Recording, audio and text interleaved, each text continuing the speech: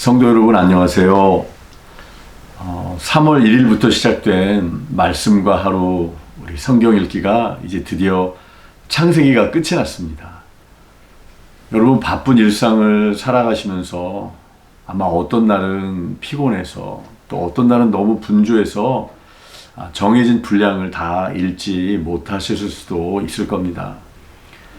그럴 경우에는 그것을 다 채우고 읽는다라는 마음보다는 일단 오늘 정해진 분량을 읽으시고 또 나중에 조금 시간 여유가 있을 때 못 읽으신 부분을 또 읽어보시는 것도 좋을 것 같다라고 생각됩니다. 자, 그러면 이제 잠깐 창세기를 복습을 한번 해보도록 하겠습니다.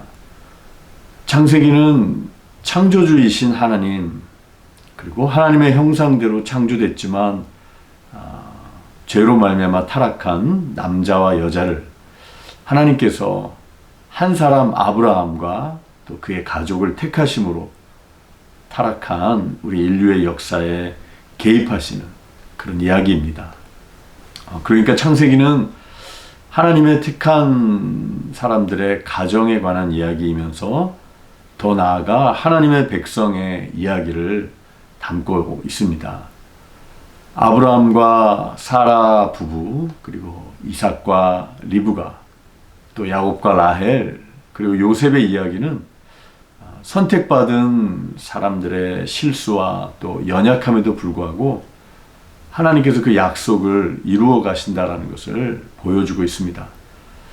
하나님이 택한 믿음의 사람들, 그들은 어떤 의미에서 그들의 믿음이 강하였다라기보다는 또 그들이 선하기 때문에 선택된 것이 아닙니다. 오히려 하나님께서는 강자보다는 약자, 그리고 가능성이 없어 보이는 사람들을, 그러니까 약속의 후손을 낳기에는 가장 가능성 없어 보이는 불임으로 고통받는 여인들을 선택하시거나 장남보다는 오히려 차남을 선택하시는 방식으로 일하시는 것을 보게 됩니다. 그리고 여러분, 아브라함과 이삭이 보여줬던 것처럼 믿음이 흔들리는 상황 속에서 그들이 기근을 피하여 약속의 땅을 버리고 아브라함이 애굽으로 갔다거나 또 사례를 누이라고 속였던 그런 인간적인 믿음 없어 보이는 상황에서도 그런 속에서 그들이 내린 어리석어 보이는 결정은 하나님의 약속을 위협하는 것처럼 보이지만 결코 하나님의 신실하신 그 계획을, 그들을 통해 이루고자 하시는 그 계획을 무산시키지 못함을 우리는 볼 수 있습니다. 즉 하나님의 약속의 후손들은 순전히 하나님의 보호하심과 하나님에 의해서만 생존이 가능했고, 그리고 이 사건은 여호와 하나님이 맹세하신 것을 은혜로 성취하신다라는 것을 강조하고 있습니다. 결론적으로 하나님의 나라는 인간의 의로움이나 선행이 아니라 하나님의 신실하신 그 약속을 통해 실현된다라는 것입니다. 여러분, 바로 여기까지가 창세기의 중심이 되는 내용이었습니다. 자, 그럼 오늘부터 우리가 읽기 시작하는 출애굽기 1장부터 앞부분 우리 18장까지의 전반부 내용을 한번 개관해 보도록 하겠습니다. 애굽에서 요셉의 죽음으로 끝나는 그 창세기는 창세기 마지막 구절이 요셉의 죽음이었죠. 약속의 자손인 이스라엘 자손들의 숫자가 애굽 땅에서 점점점 불어나고 번성하게 되는 말씀으로 시작됩니다. 바로 왕은 바로 이 이스라엘 백성을 없애려고 했지만 그 어떤 것도 하나님의 주권적인 계획을 막을 수는 없었습니다. 힘이 없어 보이는 산파들이, 히브리 남자 아이들은 다 죽이라는 바로의 명령을 거부했고 이스라엘은 보존될 수 있었습니다. 그리고 참 재미있게도 우리가 흔히 아이러니컬하다라는 말을 쓰죠. 이스라엘을 구원하고 애굽을 무찌를 그 모세를 살린 사람은 바로 애굽 왕 바로의 딸이었던 것입니다. 사실 모세는 살인죄를 짓고 도망하였고 미디안 광야에 정착했던 사람, 이스라엘의 구원자가 되기에는 참 부적절한 사람이었습니다. 하지만 모세가 위대한 하나님의 종이 되었던 것은 그가 내면적으로 강했다라기보다는 하나님 없이는 아무것도 할 수 없다는 것을 알고 그가 고백했기 때문입니다. 출애굽기 5장부터는 하나님의 백성을 보내지 않는 바로 왕과 하나님과의 대결이라고 할 수 있습니다. 하나님이 내리신 10가지나 되는 재앙은 하나님께서 바로가 거역할 것을 아시고도 많은 기회를 주셨다는 것을 보여줍니다. 그리고 마침내 마지막 재앙에 이르러서 어린 양의 피를 문설주에 바른 집은 하나님의 재앙을 면하게 되고 종살이와 재앙에서 벗어나게 되는 것을 봅니다. 여러분, 이렇게 하나님이 이스라엘을 애굽의 속박에서 구원하신 것은 그들이 도덕적으로 행했다라기보다 의로웠기 때문이 아닙니다.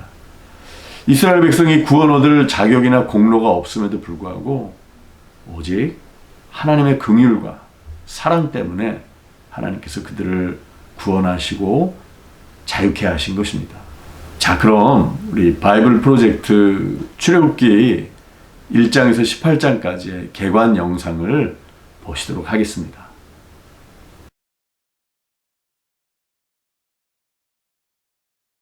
출애굽기, 성경의 두 번째 책인데요. 창세기 끝에서 아브라함의 손자 야곱이 70명이나 되는 그의 가족을 이끌고 이집트로 내려갔던 내용에서 이어집니다. 야곱의 11번째 아들 요셉은 이집트에서 두 번째 높은 총리 자리에 오르고 기근으로부터 온 가족을 구해내죠. 이집트의 왕 바로는 이 가족에게 안전한 피난처를 제공하며 살도록 해줍니다. 마침내 야곱이 죽고 요셉과 다른 형제들도 이집트에서 생을 마칩니다. 약 400년 후 출애굽 이야기가 시작됩니다. 출애굽기라는 이름은 전반부에 일어나는 이스라엘의 이집트 탈출 사건을 가리키고 후반부는 시내산 기슭에서 벌어집니다. 이 비디오는 전반부만 다룰 텐데요. 이스라엘은 수세기 동안 생육하고 번성하여 땅에 가득하게 됩니다. 이 구절은 의도적으로 하나님이 에덴 동산에서 인류에게 베푸신 복을 반복하는데요.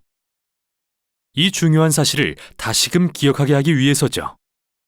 인류는 하나님의 복을 죄와 반역 때문에 빼앗기고 말지만 하나님은 아브라함의 가족을 통해 온 세상에 그분의 복을 회복하기로 결정하십니다. 그러나 새로운 바로는 이스라엘을 축복으로 여기지 않고 오히려 늘어나는 이스라엘 이민자들이 권력을 위협한다고 생각합니다. 창세기에서처럼 인류는 하나님의 복에 반역하는데요. 여기서 바로는 하나님의 복의 근원인 이스라엘 민족을 멸망시키려 하죠. 잔인하게 그들을 노예로 삼아 강제 노역을 시키고 모든 이스라엘 남자아이를 나일강에 던지라고 명합니다. 바로는 지금까지 성경에 나온 인물 중 최악인데요. 그의 왕국은 하나님께 반역한 인류의 전형을 보여줍니다. 바로는 자신의 유익을 따라 선악을 재정의하고 심지어 죄 없는 아이들을 죽이는 일조차 선으로 여겼습니다. 이집트는 창세기에 나오는 바벨보다 더 악한 곳이 된 것입니다. 이스라엘이 이 새로운 바벨로부터 구해달라고 울부짖자 하나님이 응답하십니다. 먼저 하나님은 바로의 악함을 역으로 이용하시는데요. 한 이스라엘 여인이 자기 아들을 갈대상자에 넣어 나일강 위에 띄웁니다. 그 아이는 안전하게 떠내려가서 바로의 가족이 되죠.